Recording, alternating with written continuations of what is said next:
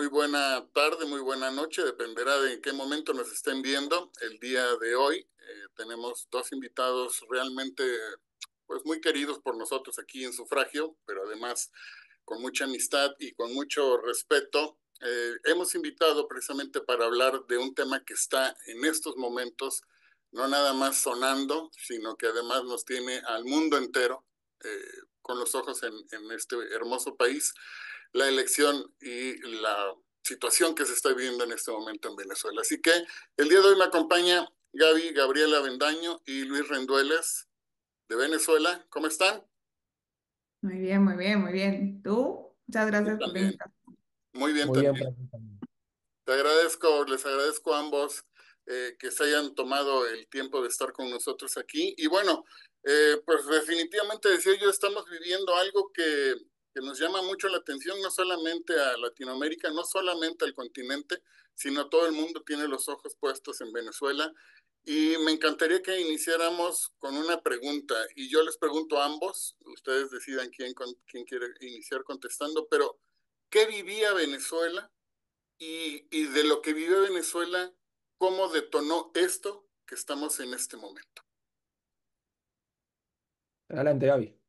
Em, en un contexto muy, como un barrido, de hecho, Venezuela nunca antes del chavismo había atravesado por situaciones de crisis tan dramáticas como la que vivimos hoy. De hecho, en todo lo que nosotros teníamos histórico como una dictadura militar, que sí fue una semejanza a nuestra historia, no se parece ni cerca a lo que vivimos ahora. Básicamente lo que pasó en Venezuela fue un estallido social en donde la brecha social fue muy desigual entre los que tenían y los que no tenían, y que las partes públicas empezaron a deteriorarse de una manera muy grave, ¿no? El sistema de salud, entre todas las cosas, nunca tan grave como el chavismo, pero sí es verdad que Chávez llega con un sistema de implosión, un sistema de quiebre en donde varios partidos políticos tradicionales no habían encontrado la fórmula de volver a conectar con el electorado porque se habían burocratizado demasiado y habían excluido la parte social de sus intereses, que son partidos que muchos desaparecieron, algunos se hicieron la mesa de la unidad. Chávez llegó con una suerte de bonanza petrolera, realmente muchísima gente de muchísimos países migró, Ecuador, Chile en la dictadura también, cuando Colombia estuvo en la crisis de los carteles también fueron una gran masa de migración, y básicamente yo creo que nuestra maldición y bendición del petróleo y de tener estos recursos infinitos nos hizo creernos que éramos, no sé, invictos, ¿no? Que no íbamos a atravesar nunca por una crisis tan dramática. Incluso cuando éramos más pequeños, Luis lo puede confirmar, que la sombra de vamos a hacer Cuba era una risa, era un chiste, era un nos vamos a convertir en Cuba, y la verdad es que lo decía mucho la oposición que existe hoy, muchos de ellos perseguidos.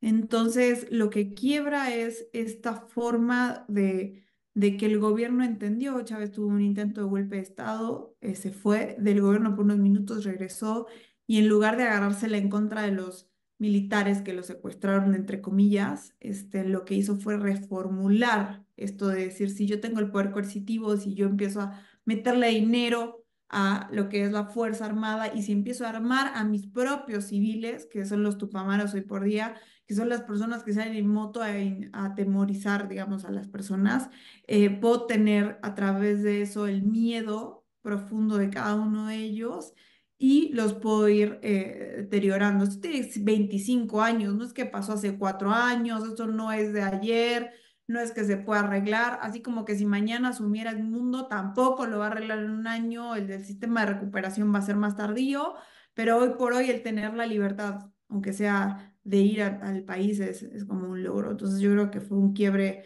muy importante. Sí, de decisiones, y es importante que ya que nosotros estamos enfrentando un país que votaron nuestros papás y nuestros abuelos, porque el proceso electoral de quien tiene 30 años ahora, o sea, es múltiple, pero realmente por decisiones masivas de un peso electoral por nuestros papás y nuestros abuelos.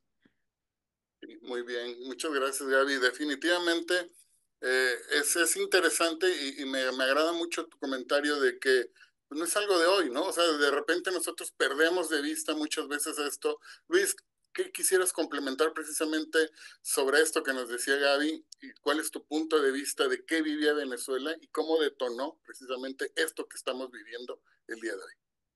Bueno, mira, mis abuelos y mi papá vinieron para Venezuela cuando era el país más próspero de América Latina, ¿no?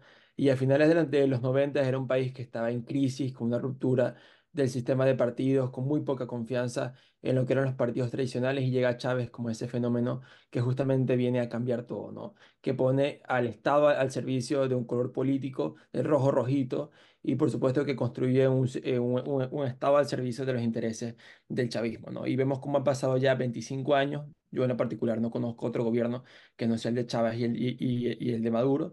Y justamente lo que han hecho en los últimos 25 años, digo, es que hemos pasado de todo. Hemos hecho referéndum para salir de ellos por la vía constitucional. Ellos han reformado la constitución, hicieron dos asambleas nacionales constituyentes, han habido protestas, ha habido un gobierno interino. Es decir, los venezolanos hemos luchado incansablemente digamos, para que las cosas cambien de distintas formas y hemos trabajado y hemos luchado muchísimo para cambiarlo. El tema es que se ha ya marcado una etapa en Venezuela durante 25 años donde el sistema de partidos se encuentra totalmente roto, un sistema hegemónico donde solamente un partido político es quien tiene hoy el control de todos los poderes públicos que tienen las Fuerzas Armadas a su favor y que ha logrado, por supuesto, la migración de más de 7 millones de venezolanos, ¿no? Entonces hoy vemos cómo la esperanza se retoma un poco en un país que aspira a que las cosas cambien, a un país que espera tener libertad, a un país que aspira a que el odio de la división, del país que se encontraron a lo mejor nuestros padres con tanta desigualdad y con tantos problemas, hoy pueda cambiar y hoy pueda ser distinto, ¿no? Y esa creo que es la esperanza de mi generación, de una generación que se niega a rendirse y que quiere vivir en libertad. Entonces yo creo que ese es el país de que hemos vivido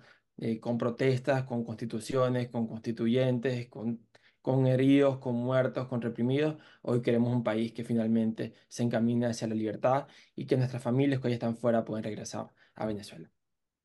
Qué interesante de verdad escucharles, además a ustedes, ¿no?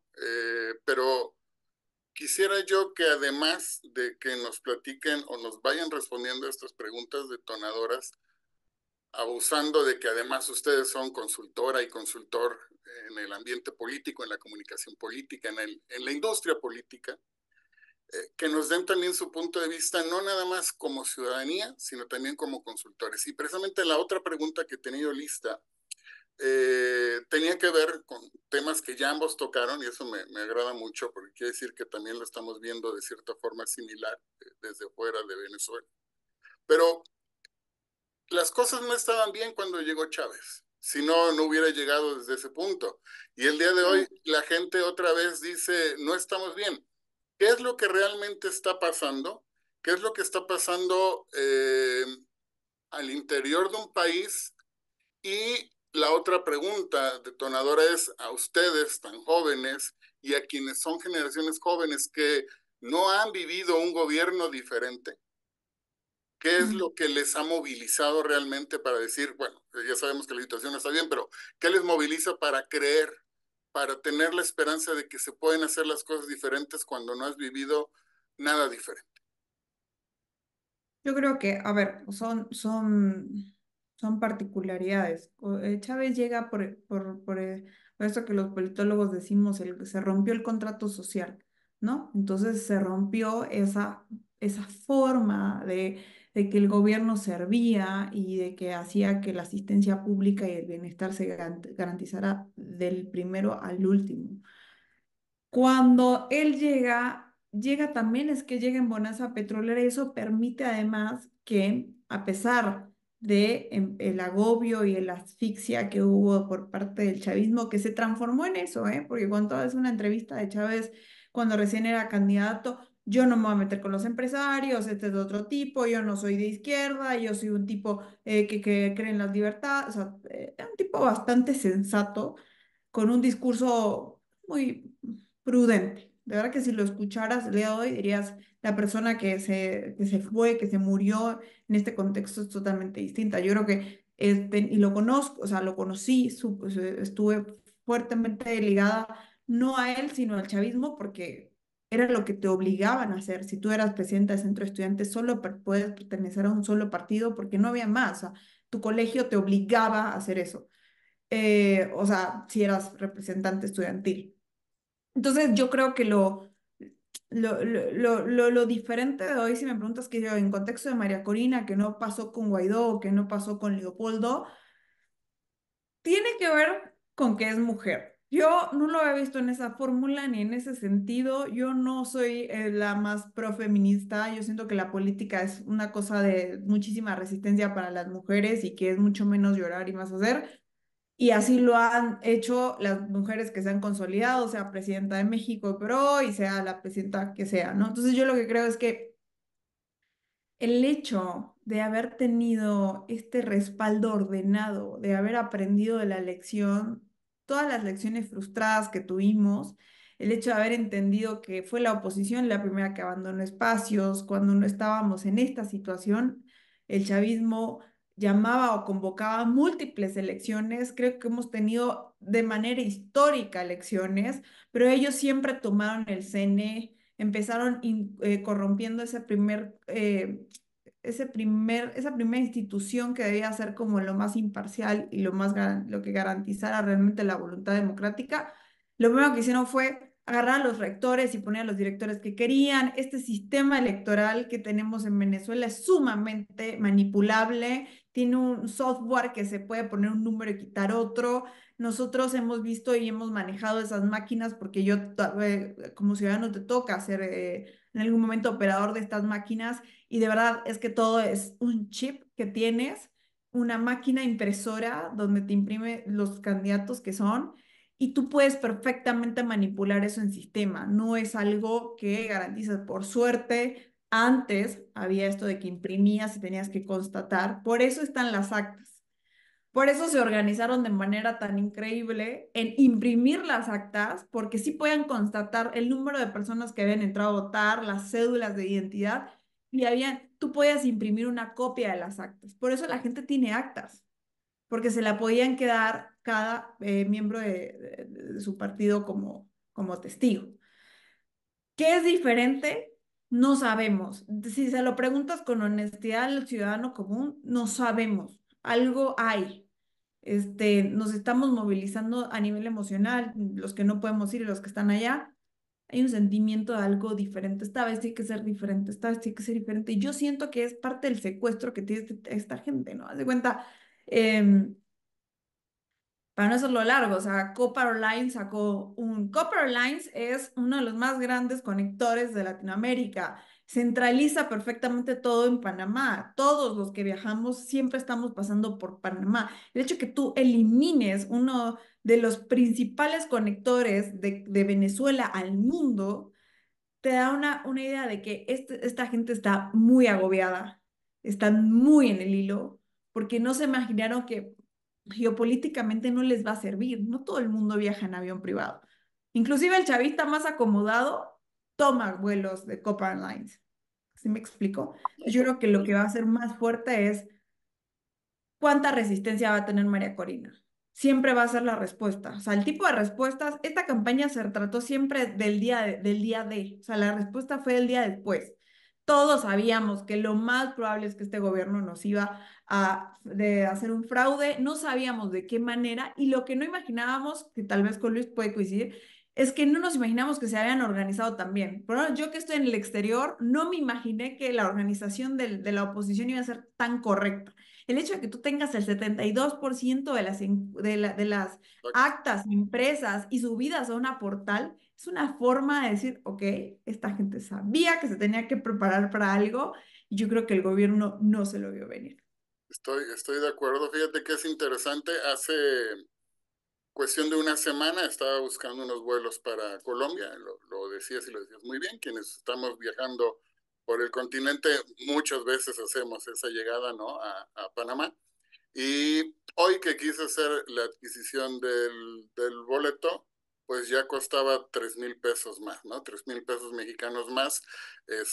Y todos los vuelos que efectivamente hacían escala en Panamá de Copa estaban eliminados y mucho más caros.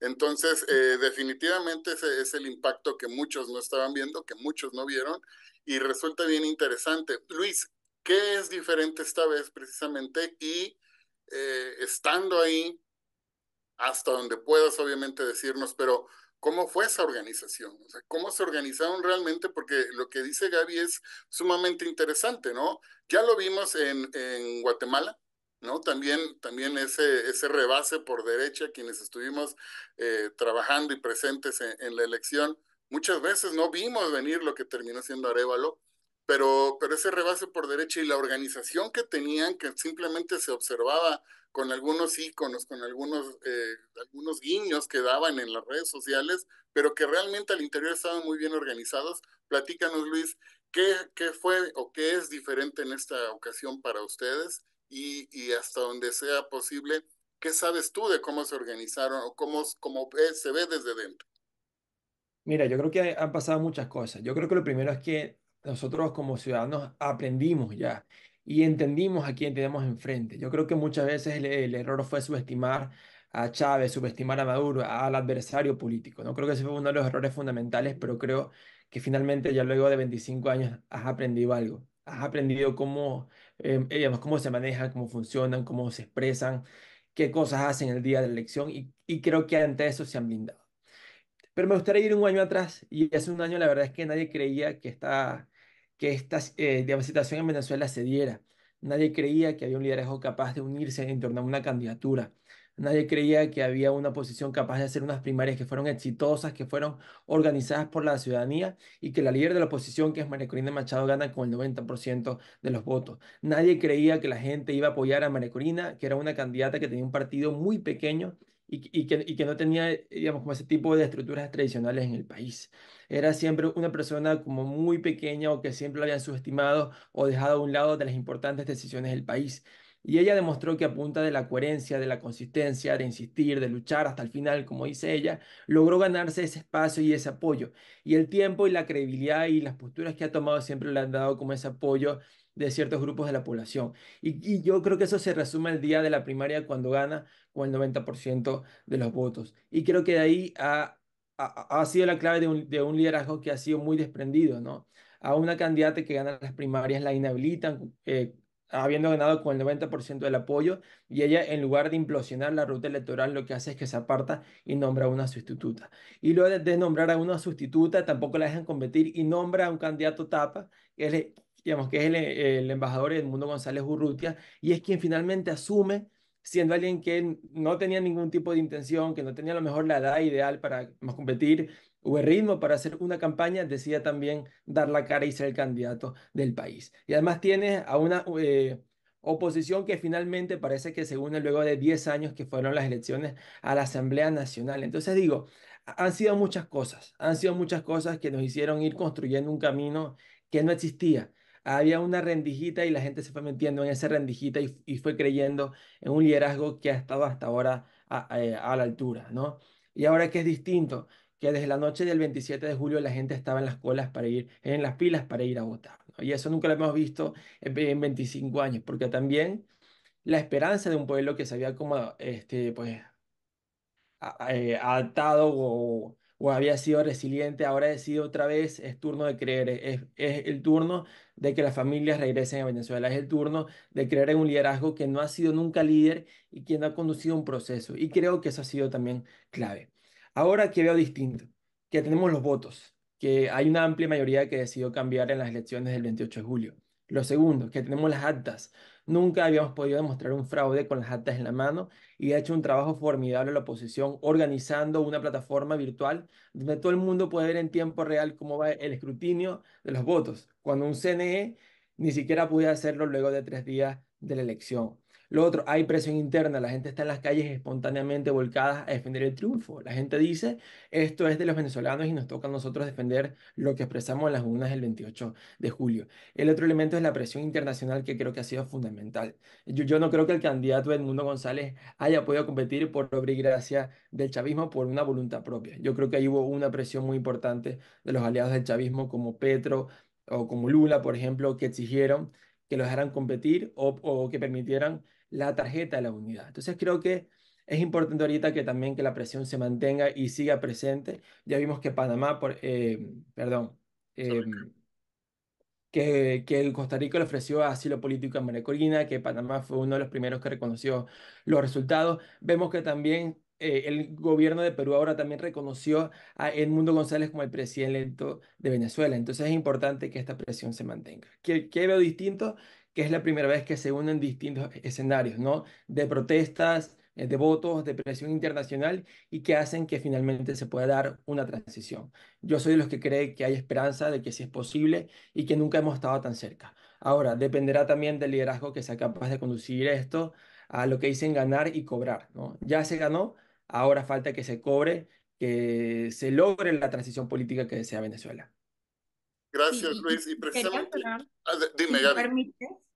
¿Sabes qué? Quería cerrar con algo súper importante que además Luis me alumbró para ir ahí. ¿Sabes qué? Esto de tener un plan. O sea, hay un plan, ¿sabes? Claro. O sea, hay un plan. Sabíamos que iban a decir que era un fraude, sabíamos que, o sea, había un plan. El tema con Capriles es que Capriles tal vez se acomodaba, decía, ah, pues hay que acomodar, entonces llamaba a economistas y cuando lleguemos, y no llega, no, compadre, había que llegar, o sea, El a primer putazo paso era llegar, ¿no? nos dijeron, hay que llegar primero y ya pues vemos cómo nos organizamos, pero lo primero es llegar. Y además esto de las actas que dice Luis, la gente fue. O sea, la gente fue testigo de su mesa. O sea, la gente fue, o sea, entendió y vio la diferencia de votos tan abismal que tenía Maduro versus Mundo. O sea, esto de que lo puedo hacer tangible. Y última cosa súper importante de por qué esta cosa es diferente. Puta, son casi 8 millones de personas que salimos del país, algunos por persecución, algunos por necesidad, pero salimos todos buscando una mejor vida, ¿no? Por cualquiera que sea el motivo. Y es una familia que separaste de un ser querido. Entonces, imagina, multiplica la cantidad de familias que no en tener, que de mínimo tienen un hijo, un primo, un amigo que tuvo que ir del país. Muy pocas familias están consolidadas de manera completa.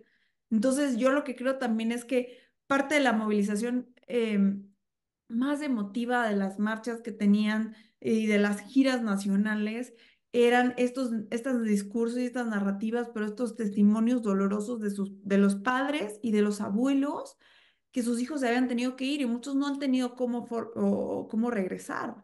Que Entonces, no muchos conocen a lo salen mejor a los nietos o los y a los bisnietos, nietos los han a las tenido, esposas, claro. claro, y todas las navidades que nos toca vivir por pantalla. Yo hace 15 años vivo Navidades por pantalla, entonces es muy difícil porque cuanto más pasa el tiempo ves a tu mamá mucho más grande y son procesos que tú no terminas de asimilar psicológicamente. Tal vez ella lo hizo y esto de quedarse a dormir es un grito desesperado porque, a ver, migrar no es fácil, ¿eh? O sea, irse del país y hacerse solo y pasarla solo y ser tu mamá, tu papá, tu abuelo, tu tío solo, porque los problemas que tú tienes como migrante no pueden ocupar la agenda de la familia que está jodida en Venezuela, ¿sí me explico? Entonces yo creo que los motivos, haz de cuenta, para luchar sobran, nada más que necesitamos un plan. Y el plan, milagrosamente, no sabemos hasta dónde. Yo tengo la teoría de que por mucho que haya organismos internacionales, este problema solo lo podemos solucionar nosotros. Esto ya no le compete a la gente, porque ya nos dimos cuenta que podemos, o sea, un tipo puede quitar todo y aislarnos del mundo, entonces seguir secuestrados en una burbuja, en un territorio nacional, nada más por la voluntad de un par de enemigos de la patria. Claro, fíjate que digo, estoy totalmente de acuerdo, creo que cada uno de los puntos los podríamos explotar muchísimo. Para hablar de 25 años o más, pues necesitaríamos los mismos 25 años o más, ¿no? Pero para ir cerrando precisamente este espacio, eh, quisiera hacerles dos preguntas para que me las respondan en un solo momento cada uno, pero dos preguntas. Eh, Desde el punto de vista más técnico, más profesional, más desde la consultoría, creen ustedes que sigue para así consolidar, para así cobrar, como decía Luis, como lo dice el mismo pueblo? Ya están en las calles gritando al grito de sin miedo y el grito de vamos a cobrar, pero ¿qué sigue para efectivamente cobrar, ¿no? Y por último, dentro de esta doble pregunta, hacían algunos comentarios ustedes respecto a la desaparición de velada o no velada de ciertos poderes, ¿no? De cómo atacaron a quien iba a cuidar los votos para obviamente debilitarlo y poder hacer lo que quisieran hacer con ello, cómo le quitaron el peso y la responsabilidad real a ciertos poderes y a ciertos personajes de esas instituciones. Y sin el afán de polemizar más, es que debemos de ver otros países, no nada más en América, en otros espacios, de darle un peso real a las instituciones que nos protegen para que no se pierda el espíritu real de una democracia. Gaby, te Sí. escucho. Mira, yo creo que el paso que sigue es sensibilizar a las bases militares y policiales. Yo creo que ese es el paso más importante. Por más que tengamos una cúpula del gobierno que esté militarizado, yo creo que el que peor la está pasando es el policía y De el la mitad. militar de calle llano, ¿no? El que tiene solo una pistola y come, que sé yo, 2 veces al día o a veces no le alcanza. Yo creo que lo más importante, y lo hemos visto a través de imágenes, es mucha gente hablando con policías. De, a ver, hermano, o sea, usted que la está pasando muy bien, no, yo no. Ah, bueno, vimos imágenes ayer de mujeres quitándose el uniforme de policía.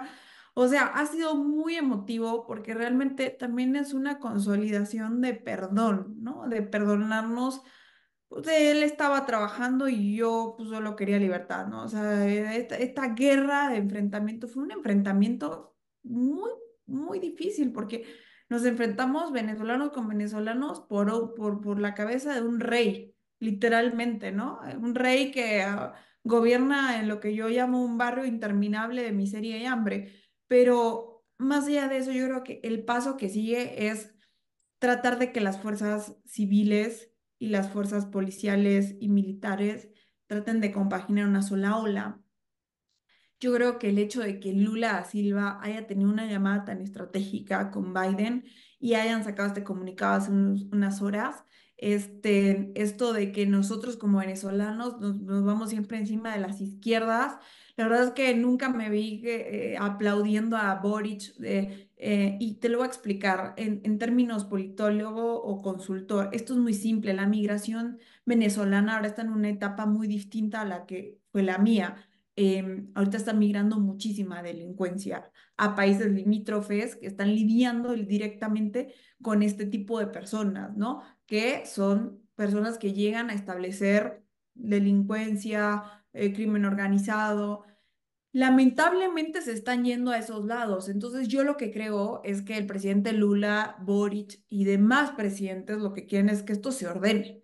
Geopolíticamente Venezuela no puede ser un espacio aéreo libre para la delincuencia y un espacio cerrado para los ciudadanos que deberían tener el derecho de regresar las veces que necesiten a su país o salir. Entonces yo creo que más allá de eso, los presidentes se están ocupando de su país, respaldando el nuestro, porque quieren que se organice ese país para que ese país tenga el orden, la ley y la justicia que no le pueden aplicar a un ciudadano extranjero en otro territorio, mucho más allá de la deportación. Nosotros en Ecuador con el presidente Noboa tratamos de deportar venezolanos que habían cometido crímenes y Maduro no los aceptó. Entonces, ha sido como una interminable lucha en donde si este país no se reestructura, es muy difícil que se reestructure todo lo demás, ¿no? Sí, totalmente de acuerdo. Fíjate que precisamente leía yo el comentario que hacías, ¿no? Esta interpretación, si me lo permites, de lo que había comentado Lula, y me pareció muy interesante porque muchas veces, como tú lo dices, pareciera que somos totalmente antisistemas. Y que Mm. decimos, no, no, es que la izquierda no puede ser, no, permíteme, para empezar hay algo que se llama humanidad y que eso somos, ¿no? Y que efectivamente No. coincido contigo, Gaby, cuando dices, que el siguiente paso tiene que ser el perdón y tiene que ser recordar que son venezolanas y venezolanas, venezolanos y venezolanos en roles diferentes porque así tocó, porque era casos muy específicos, lo único que se ha vivido y conocido, pero cuando te das cuenta que las cosas necesitan cambiar por el bien común y de la mayoría, lo primero que prima es que son del mismo país, que son hermanos y hermanas, y que al final del día lo que deben de buscar es el beneficio de los más, ¿no? De la mayor cantidad. Y sí, estoy de acuerdo contigo, tuvimos la oportunidad de estar trabajando 2023, 2024 en Costa Rica, y en cada uno de mis viajes, específicamente en San José, veía yo muchísimo más, cada vez que llegaba, muchísimo más venezolano, eh, viviendo en condiciones muy incorrectas, eh, extremadamente capacitados y capacitadas, profesionales, viviendo muy mal y además muchos ya dedicándose efectivamente, como lo decías, a cuestiones de delinquir, ¿no? Entonces me parece que coincido totalmente contigo con el posicionamiento donde los mismos países, de los países cercanos, vecinos, pues quieren que esto se organice, porque lo mismo nos pasa a nosotros desde toda la vida, siendo el patio trasero de Estados Unidos para la llegada de la migración, ¿no? Luis, ¿cómo cerramos precisamente este espacio con tu comentario? Mira, fíjate que creo que viene para cada uno. Yo creo que el chavismo va a apostar a ganar tiempo. Creo que ellos entre más tiempo pase esto, dejen que la gente se canse, dejen que la gente deje de salir a las calles con tanta efusividad, van a buscar el desgaste del liderazgo de la oposición. Mientras lo que le espera a la oposición es actuar rápido y seguir caminando, ¿no?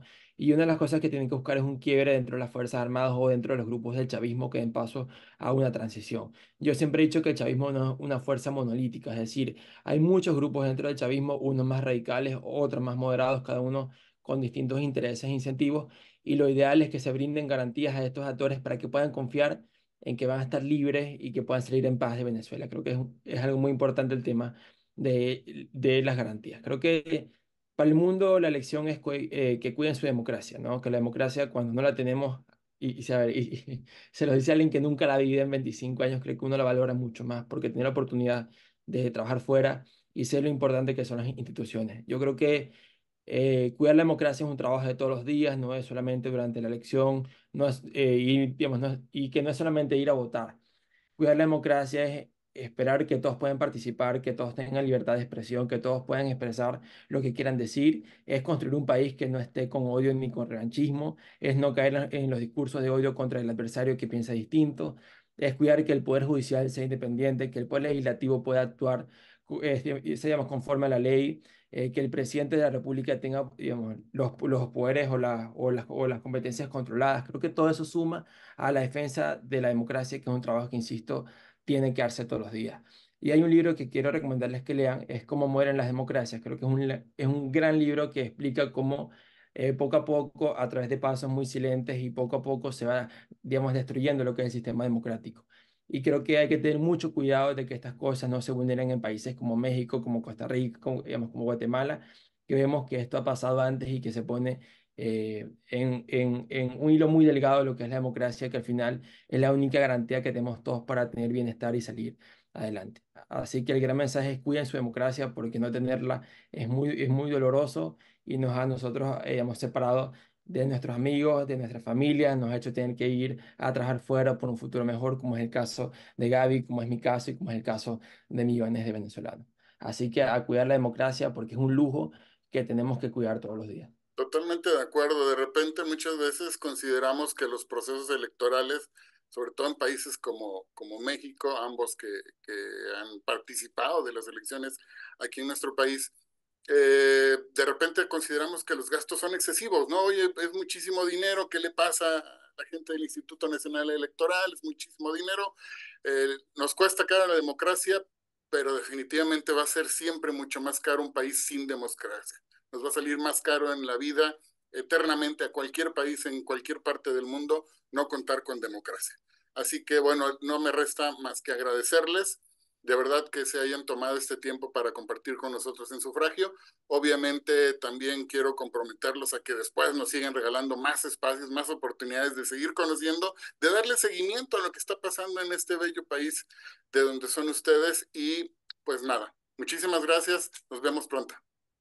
Gracias. Gracias, bye. Bye.